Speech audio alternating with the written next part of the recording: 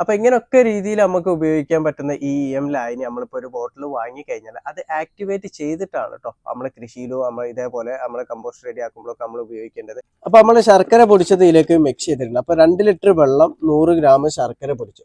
ഇനി അതിലേക്ക് ഒരു 100 ml നമ്മളെ സൊല്യൂഷൻ ലായനി നമ്മൾ 100 ml ഇതിലേക്ക് ചേർത്ത് കൊടുക്കുക.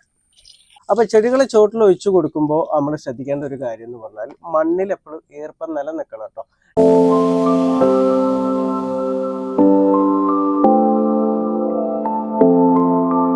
ഹായ്, നമസ്കാരം. ഫാസിലാണ്. എൻ്റെ പുതിയ വീഡിയോയിലേക്ക് എല്ലാവർക്കും സ്വാഗതം. ഞാനിന്ന് പറയാൻ വേണ്ടി പോകുന്നത് നമ്മളെ വീട്ടിലുള്ള ജൈവ മാലിന്യങ്ങളൊക്കെ സംസ്കരിച്ചെടുക്കാൻ വേണ്ടിയിട്ടും അതേപോലെ കമ്പോസ്റ്റ് വളങ്ങൾ റെഡിയാക്കാൻ വേണ്ടിയിട്ടും മണ്ണിനെ പരിപോഷിപ്പിച്ചെടുക്കാൻ വേണ്ടിയിട്ടൊക്കെ നമ്മൾ കൊടുക്കുന്ന സൊല്യൂഷനെ കുറിച്ചിട്ടാണ് കേട്ടോ. അപ്പോൾ ലായനി എന്നൊക്കെ പറയും, സ്റ്റോക്ക് സൊല്യൂഷൻ എന്നൊക്കെ പറയും. അപ്പോൾ ഈ ലായനിൻ്റെ ഗുണങ്ങളും അതിൻ്റെ ഉപയോഗ രീതിയും അതെങ്ങനെയാണ് ആക്ടിവേറ്റ് ചെയ്യുക എന്ന കാര്യങ്ങളെ കുറിച്ചിട്ടൊക്കെയാണ് ഞാൻ ഇന്നത്തെ എൻ്റെ വീഡിയോയിലൂടെ പറയുന്നത്. അപ്പോൾ എല്ലാവരും വീഡിയോ മുഴുവനായിട്ട് കാണാൻ വേണ്ടി ശ്രമിക്കുക. നമുക്ക് വീഡിയോയിലേക്ക് പോവാം. അപ്പൊ എന്താണ് ലായനി എന്ന് പറയുന്നത്? വെച്ചാൽ നമ്മളെ വീട്ടിലും അതേപോലെ കൃഷിയിലൊക്കെ പല പർപ്പസിനായിട്ട് നമുക്ക് ഉപയോഗിക്കാൻ പറ്റിയിട്ടുള്ള ഒരു കൂട്ടം സൂക്ഷ്മ ജീവാണുക്കൾ അടങ്ങിയിട്ടുള്ള ഒരു ലായനിയാണ് കേട്ടോ ഈ ലായനി എന്ന് പറയുന്നത്. അപ്പൊ ഞാൻ വാങ്ങിയിട്ടുള്ള മാപ്പിളിന്റെ EM1 എന്ന് പറഞ്ഞിട്ടുള്ള സ്റ്റോക്ക് സൊല്യൂഷൻ ആണ് കേട്ടോ. ഇതിന്റെ EM2 മാർക്കറ്റിൽ കിട്ടും കേട്ടോ. അതേപോലെ തന്നെ പല പർപ്പസിനും ലായനി നമ്മൾ ഉപയോഗിക്കാറുണ്ട്. അപ്പൊ അതിന്റെ ഒക്കെ പർപ്പസിനുള്ളതും നമുക്ക് പല കമ്പനിന്റെ ബോട്ടിലുകളിലായിട്ട് നമുക്ക് വാങ്ങാൻ വേണ്ടി കിട്ടുന്നതാണ് കേട്ടോ. അപ്പൊ ഇത് ഞാൻ 1 ലിറ്ററിന്റെ ബോട്ടിലാണ് വാങ്ങിയിട്ടുള്ളത്.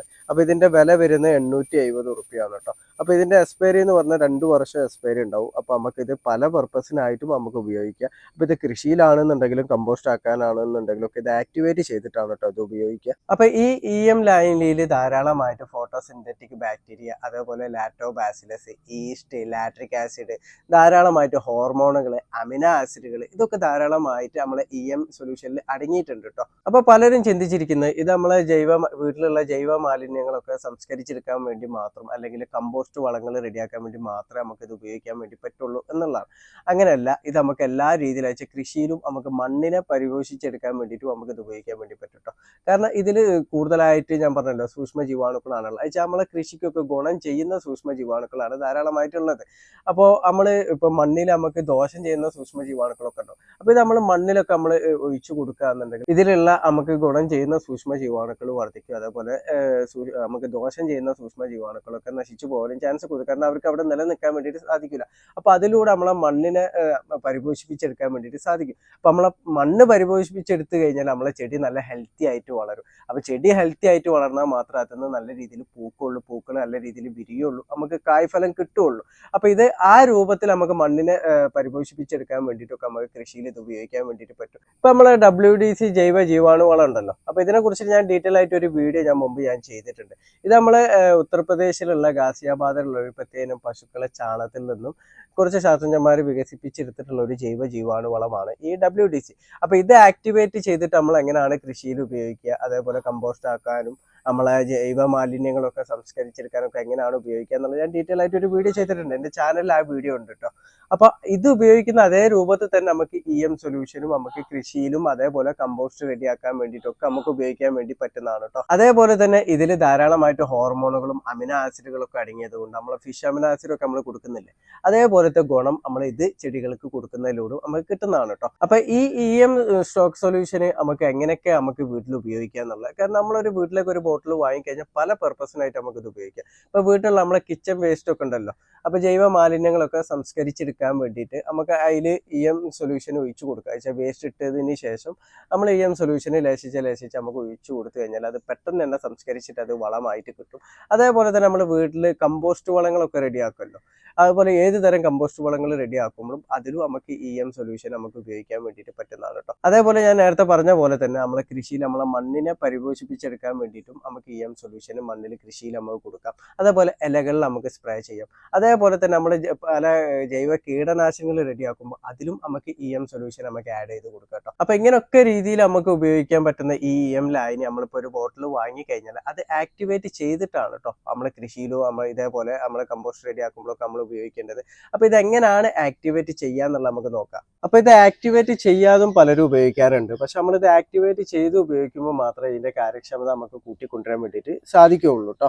അപ്പോൾ ഇത് ആക്ടിവേറ്റ് ചെയ്യാൻ വേണ്ടി നമ്മൾ എടുക്കുമ്പോൾ ഇതുപോലെ അടപ്പുള്ള ഒരു പാത്രം വേണം നമ്മൾ എടുക്കാൻ വേണ്ടിയിട്ട് കേട്ടോ. അപ്പോൾ കഴിയുന്നതും ഇതുപോലെ ട്രാൻസ്പെറൻ്റ് അല്ലാത്ത പാത്രങ്ങൾ എടുക്കുക, ബക്കറ്റുകൾ എടുക്കാൻ വേണ്ടി ശ്രദ്ധിക്കുക. അതേപോലെ തന്നെ ഇത് റെഡി ആക്കുമ്പോൾ നമ്മൾ ഇതിൻ്റെ ഇപ്പോൾ എത്ര അളവിലാണോ നമ്മൾ റെഡിയാക്കണമെന്നുണ്ട്, നമ്മൾ എടുക്കുന്ന പാത്രത്തിൻ്റെ ഒരു 3/4 ഭാഗം വരുന്ന രൂപത്തിൽ മാത്രം നമ്മൾ റെഡിയാക്കിയാൽ മതി. ബാക്കിയുള്ള നമുക്ക് ഇതിൻ്റെ ഒരു ഗ്യാസ് ഫോം ചെയ്യാൻ വേണ്ടിയിട്ട് നമ്മളൊരു ഗ്യാപ്പ് ഇടണം കേട്ടോ.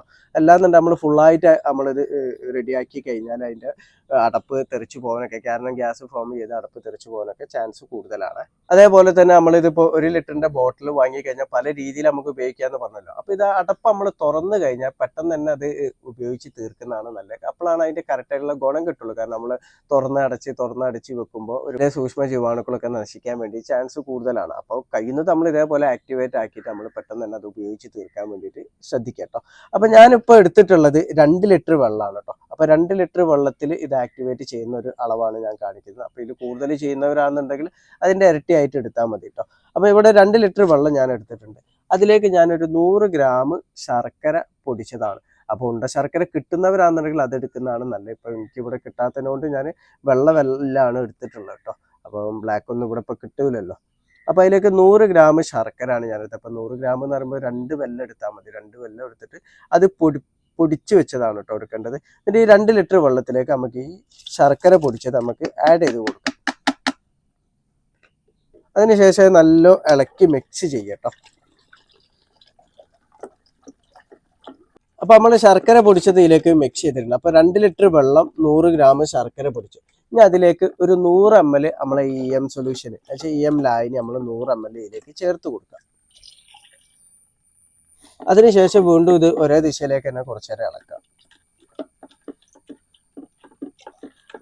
അപ്പോൾ ഇളക്കിയതിന് ശേഷം നമ്മൾ ഇതേപോലെ അടപ്പുള്ള പാത്രമല്ലോ എടുക്കുന്നത്. അപ്പോൾ അതിൻ്റെ അടുപ്പ് വെച്ചിട്ട് ഇത് അടച്ചു വെക്കാം. അപ്പോൾ അടച്ചു വെച്ചതിന് ശേഷം നമ്മളിത് സൂക്ഷിച്ച് വെക്കേണ്ടതെന്ന് പറഞ്ഞാൽ നമ്മളൊരു 10 ദിവസം ഇത് വെക്കണം. അപ്പോൾ ഈ 10 ദിവസത്തിൽ ഒരു 2 ദിവസം ഒന്നരാടിട്ടിട്ടൊക്കെ നമ്മളിതൊന്ന് ജസ്റ്റ് ഒന്ന് തുറന്നിട്ട് ഇതിലെ എയർ ഒന്ന് പുറത്തേക്ക് പോക്കുക. എന്നിട്ട് അതേപടി തന്നെ ഇത് അടച്ചിട്ട് വെക്കുക. അടച്ചിട്ട് നമ്മൾ വെക്കുമ്പോൾ നമ്മൾ വെയിലടിക്കാത്ത സ്ഥലം, കൂടുതലായിട്ട് ചൂടടിക്കാത്ത സ്ഥലങ്ങളിൽ നമ്മളിത് വെക്കുക. ഇപ്പോൾ വീടിൻ്റെ ഉള്ളിലൊക്കെ ആണെന്നുണ്ടെങ്കിൽ നമ്മൾ റാക്കിൻ്റെ അടിയിലൊക്കെ ആയിട്ട് നമുക്കിത് സൂക്ഷിച്ച് വെക്കാൻ പറ്റുന്നതാണ് കേട്ടോ. അപ്പോൾ ഇതുപോലത്തെ ട്രാൻസ്പെറൻ്റ് ആയിട്ടുള്ള ബക്കറ്റുകളാണ് എടുക്കുന്നതെന്നുണ്ടെങ്കിൽ, ഇനിയിപ്പോൾ നമ്മൾ വീടിൻ്റെ പുറത്ത് വെയിലടിക്കാത്ത സ്ഥലത്താണ് വെക്കുന്നതെന്നുണ്ടെങ്കിലും സൂര്യപ്രകാശം ഇതിൻ്റെ ഉള്ളിലേക്ക് വരാതെ നമ്മൾ ശ്രദ്ധിക്കണം കേട്ടോ. അപ്പോൾ അങ്ങനെ ഉണ്ടെങ്കിൽ ഒന്നെങ്കിൽ ചാക്കോണ്ട് എന്തുകൊണ്ടൊന്ന് കവർ ചെയ്ത് കൊടുക്കുക. അല്ലാന്നുണ്ടെങ്കിൽ വീടിൻ്റെ ഉള്ളിൽ തന്നെ ഇത് സൂക്ഷിച്ച് വെക്കുക കേട്ടോ. അതുപോലെ ഇത് ആക്ടിവേറ്റ് ചെയ്തത് മാത്രമല്ല ഇങ്ങനെ സൂക്ഷിക്കേണ്ടത് കേട്ടോ. നമ്മളിപ്പോൾ ബോട്ടിൽ നമ്മൾ തുറന്നു കഴിഞ്ഞാലും ബോട്ടിലും നമ്മൾ സൂക്ഷിക്കേണ്ടത് അങ്ങനെ തന്നെയാണ്. കൂടുതലായിട്ട് ചൂടടിക്കാത്ത വെയിലടിക്കാത്ത സ്ഥലങ്ങളിലാണ് നമ്മളത് സൂക്ഷിച്ച് വെക്കേണ്ടത്. ഇനി ഇത് ഒരു 10 ദിവസം കഴിഞ്ഞതിന് ശേഷം നമ്മളിത് എടുത്ത് ചെടികൾക്ക് എങ്ങനെയാണ് ഉപയോഗിക്കേണ്ടത് വെച്ചാൽ, 10 ദിവസം എടുത്തു കഴിഞ്ഞാൽ നമ്മൾ ഇതേപോലത്തെ ഒരു ബോട്ടിലേക്ക് നമ്മൾ മാറ്റി വെക്കാം. പക്ഷേ ടൈറ്റ് ആയിട്ടുള്ള ഒരു ബോട്ടിലൊക്കെ അല്ലേ, ഞാൻ ആ പാത്രത്തിൽ തന്നെ നമ്മൾ വെക്കുകയെന്നുണ്ടെങ്കിൽ അങ്ങനെ തന്നെ വെക്കാം. പക്ഷേ അങ്ങനെ തുറന്ന് കളിക്കുമ്പോൾ അതിലേക്ക് വെള്ളമൊന്നും മിക്സ് ആവാതെ നമ്മൾ ശ്രദ്ധിച്ചാൽ മതി. അപ്പോൾ ഇതേപോലത്തെ ബോട്ടിൽ ഇതിപ്പോൾ ഞാൻ ആക്ടിവേറ്റ് ആക്കി വെച്ചതാണ് കേട്ടോ. അപ്പോൾ ഇതിപ്പോൾ നമ്മൾ മണ്ണിൽ കൃഷിയിൽ നമ്മൾ മണ്ണിൽ ഒഴിച്ചു കൊടുക്കാൻ വേണ്ടിയിട്ടാണെന്നുണ്ടെങ്കിൽ നമ്മളിപ്പോൾ 1 ലിറ്റർ വെള്ളത്തിലേക്ക് 5 ml എന്നുള്ള രൂപത്തിലാണ് നമ്മൾ എടുക്കേണ്ടത്. അപ്പോൾ ഇതേ അളവ് തന്നെയാണ് നമ്മളിപ്പോൾ കമ്പോസ്റ്റ് റെഡിയാക്കുമ്പോഴോ അല്ലെങ്കിൽ നമ്മളെ വീട്ടിലുള്ള ജൈവ മാലിന്യങ്ങൾ നമ്മൾ സംസ്കരിച്ചെടുക്കാൻ വേണ്ടിയിട്ട് നമ്മൾ ബയോബിനിലേക്കൊക്കെ നമ്മൾ സ്പ്രേ ചെയ്ത് കൊടുക്കാൻ വേണ്ടിയിട്ടും ഇതേ അളവ് തന്നെ എടുത്താൽ മതി കേട്ടോ. 5 ml 1 ലിറ്റർ വെള്ളത്തിൽ എന്നുള്ള രൂപത്തിൽ. ഇനിയിപ്പോൾ ചെടികൾ നമ്മൾ ഇലകളിൽ സ്പ്രേ ചെയ്ത് കൊടുക്കാനാണ് നമ്മൾ എടുക്കുന്നതെന്നുണ്ടെങ്കിൽ നമ്മളൊരു 2-3 ml എടുത്താൽ മതി കേട്ടോ. 2-3 ml 1 ലിറ്റർ വെള്ളത്തിൽ മിക്സ് ചെയ്തിട്ടൊക്കെ ഇലകളുടെ മേലെ സ്പ്രേ ചെയ്ത് കൊടുത്താൽ മതി കേട്ടോ. അപ്പോൾ ഞാനിപ്പോൾ ഇവിടെ 2 ലിറ്റർ വെള്ളമാണ് എടുത്തിട്ടുള്ളത്. അപ്പോൾ അതിലേക്ക് 10 ml ആണ് ഈ EM ലായനി ആക്ടിവേറ്റ് ചെയ്തത് ഞാൻ ഒഴിക്കുന്നത് കേട്ടോ. അപ്പോൾ ഇതാ ഒരു 10 ml ഞാൻ എടുത്തിട്ടുണ്ട്, അത് ഇതിലേക്ക് ഒഴിക്കുന്നു. അതൊന്ന് ഇളക്കിയതിന് ശേഷം നമ്മളെ ചെടികളെ ചുവട്ടിൽ നമുക്ക് ഒഴിച്ചു കൊടുക്കട്ടോ. അപ്പോൾ ചെടികളെ ചുവട്ടിൽ ഒഴിച്ചു കൊടുക്കുമ്പോൾ നമ്മൾ ശ്രദ്ധിക്കേണ്ട ഒരു കാര്യം എന്ന് പറഞ്ഞാൽ മണ്ണിൽ എപ്പോഴും ഈർപ്പം നിലനിൽക്കണം കേട്ടോ. ഈർപ്പം നിലനിർത്തിക്കൊണ്ടാണ് നമ്മളിത് ഒഴിച്ചു കൊടുക്കേണ്ടത്. ഇനിയിപ്പോൾ ഇലകളിൽ നമ്മൾ സ്പ്രേ ചെയ്ത് കൊടുക്കുകയെന്നുണ്ടെങ്കിൽ അതിരാവിലെ ആയിട്ട് ഒരു 7 മണി ടൈമിലൊക്കെ ആയിട്ട് നമുക്കിത് ഇലകളിൽ സ്പ്രേ ചെയ്ത് കൊടുക്കാം കേട്ടോ. അതുപോലെ നമ്മൾ മണ്ണിൽ ഒഴിച്ചു കൊടുക്കുകയെന്നുണ്ടെങ്കിൽ മറ്റു ജീവാണുവളങ്ങളുണ്ടല്ലോ, സൂഡോമോണസ് പോലത്തുള്ള ജീവാണുവളങ്ങളൊക്കെ കൊടുക്കുന്നതിൽ നമ്മളൊരു 15 ദിവസത്തെ ഗ്യാപ്പ് നമ്മൾ ഇടണം കേട്ടോ.